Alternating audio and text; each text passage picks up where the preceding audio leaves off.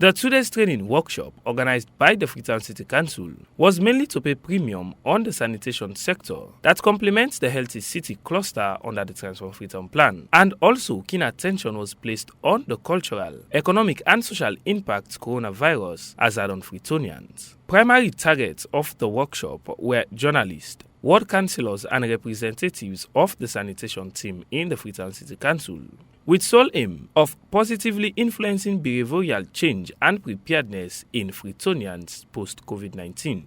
As a result of a project that we wrote, and we had a fund from Bloomberg and World Bank to be able to fund the department, that's the Information Education and Communication Department, for sensitization on COVID. And we thought this initiative, as a result, that we've not seen any of such in other councils, because council being responsible for development or for service delivery in any locality it finds itself, we have to ensure that not only service delivery, but to ensure that people are healthy. That's why under our Transform Freetown, we have Healthy City. Healthy City means healthy people. And if COVID is a pandemic and it's everywhere, we have to ensure that people adhere to the rules and regulations of COVID. So as the sensitization department or communication department, we are charged with responsibility to sensitize. But we all know what that means. It means funds. Communication is very much expensive.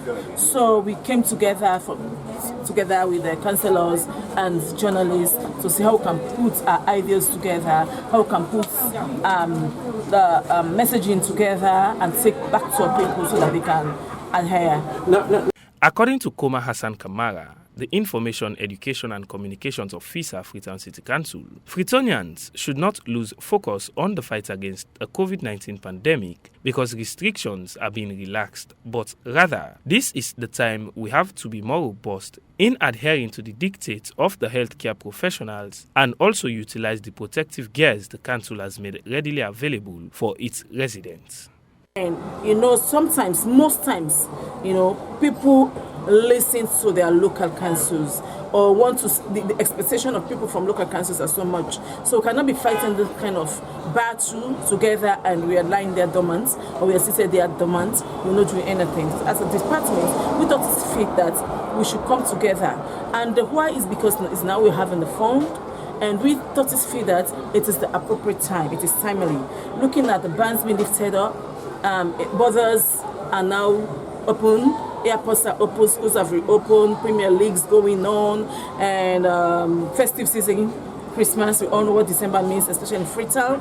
People in and out, even from the diaspora, coming in to spend vacations with their family members, and in the midst of COVID. So we have to use this time and this opportunity, together with the players we've invited or collaborated with, that's the media houses and the councillors, and my department, the IAC department, to see how we can push, to see how we can mount up sensitization, so that even those coming in, or those that have forgotten, or those that are still denying, can know that, in as much as we are celebrating or we are having festive activities around, there is still COVID. Because we know that when people are healthy, they'll be able to enjoy life. That's why we have the Healthy City as one of our Transform Freetown priority areas, so that people can be healthy. Because if we're not healthy, we know the economic impacts, we know the social-cultural impact on people. At the end of the day, we will not have development. That funds will be diverted. Development will not be visible in our communities. She concluded on the footings that we are in the festive season. Therefore, sanitation should be a priority if only we want to tackle and eradicate the spread of COVID-19. Because for us at City Council or Freetown City Council, we are looking at the aspects of sanitation, vis-a-vis the COVID pandemic. Because if we have a healthy community, a healthy or clean community, even now we are talking about champion, we'll be able to combat all these insects, all these kind of things that are happening around that are not favorable for our health conditions. So we believe that one of the impacts is that the journalists will be ready, fresh up, to go out there and help us spread the message or sensitize people. What is that people should be aware that in as much as this is festive season, let them don't forget to adhere to the restrictions, to the rules, to the regulations of COVID. Maintain social distance. There are Premier Leagues premium leagues going on out there. Very soon we'll be seeing social groups gathering for festive celebrations because of Christmas. Schools have reopened. So many other things.